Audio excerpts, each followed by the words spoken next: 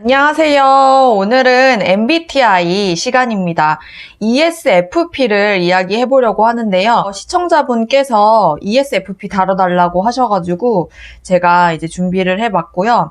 ESFP 준비하면서 굉장히 재밌었어요. 이게 여러분들도 들어보시면 아시겠지만 ESFP와 굉장히 잘 어울리는 단어는 엔터테이너, 분위기 메이커, 즐거움이라는 단어와 굉장히 어울리는 유형이십니다. 그래서 매사가 즐겁고 재미를 추구하는 인생을 즐기시기 때문에 인생을 만끽하는 분들이시다, 이렇게 표현하고 싶네요. 자기 혼자 즐거운 게 아니라 다른 사람들도 이끌고 들어와서 내 재미에 동참시킨다.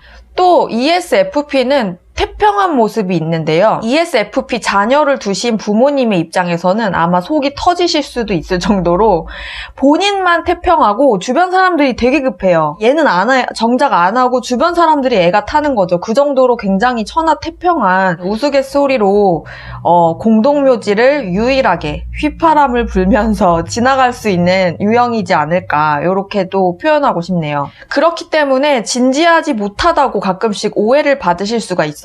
이분들 입장에서는 억울하실 수도 있는데 새털처럼 가볍다라고 이제 오해를 받는 경우가, 중요한 책임을 맡은 어떤 임무를 행하면서도 즐기는 방향으로 이 일을 수행하실 수 있기 때문에 그런 오해를 가끔 사기도 하십니다. 우리가 왜 사춘기 여학생들한테 낙엽만 굴러가도 재밌냐, 뭐가 그렇게 매사 즐겁냐라고 이렇게 얘기하잖아요. 그런데 이 유형의 분들이 딱 그 말과 어울리세요. 그리고 어울리는 동물로 표현을 할 때 보통 돌고래를 많이 꼽거든요. 돌고래가 굉장히 사교적이고 사람들에게 친화적이잖아요.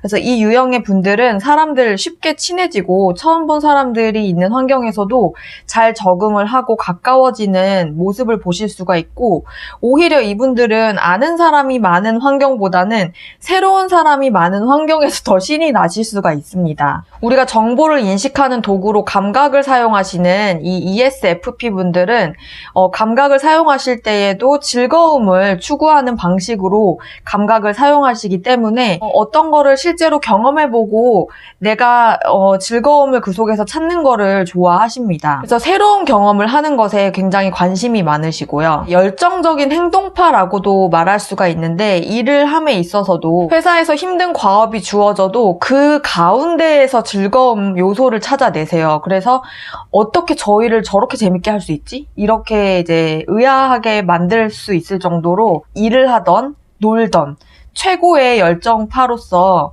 그 임무를 즐겁게 수행하시는 분들이 아닐까. 수동적이기보다는 자발적이고 그리고 융통성이 많으세요. 그래서 임기응변의 달인이라고도 이야기할 수 있는데 예기치 못한 상황이 발생했을 때 이를 대처하는 능력이 굉장히 뛰어나시고, PPT 발표를 앞두고 있을 때 어떤 유형의 같은 경우는 토시 하나까지 대본으로 준비해서 리허설을 여러 번 하고 발표에 임하시는데, 이분들은 오히려 아무 대본을 준비하지 않고 나의 애드립으로 그 당시에 임했을 때 가장 아름다운 발표가 된다라고 굳게 믿고 있는 유형이시기도 해요. 그래서 꼼꼼하게 계획을 세우기보다는 순발력을 발휘하는 유형에 가까우신 편입니다. 그런 본인의 순발력을 믿기도 하시고요.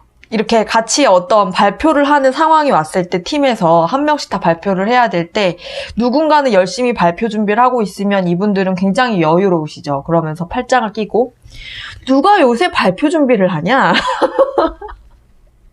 이렇게 나는 발표 준비하면 더 오히려 못한다, 이렇게 약간 여유를 부리시는. INFP는 워크숍이나 회식을 별로 좋아하지 않는다고 제가 지난 영상에서 말씀을 드렸는데, ESFP는 회식 언제 해? 우리 팀은 회식 언제 해? 연초부터 우리 워크숍 언제 가요? 이런 거에 굉장히 관심이 많으세요. 특히 결혼하신 분들일수록 이런 회사에서 진행하는 비공식적인 일들에 대해서 굉장히 참여하고자 하는 욕구가 많으십니다.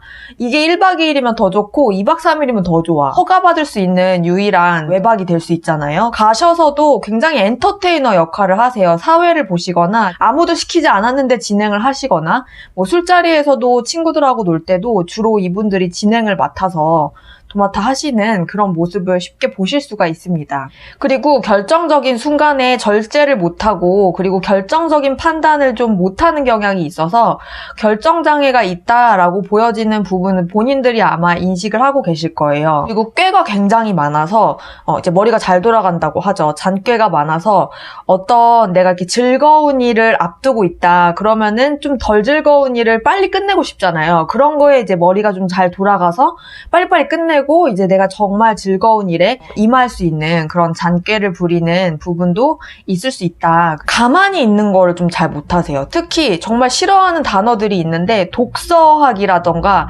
사색하기, 심사숙고하기 이런 단어들을 되게 싫어하시는데 책 읽으라고 피면은 한 2장 읽고 나서 다른 데 가실 수도 있거든요.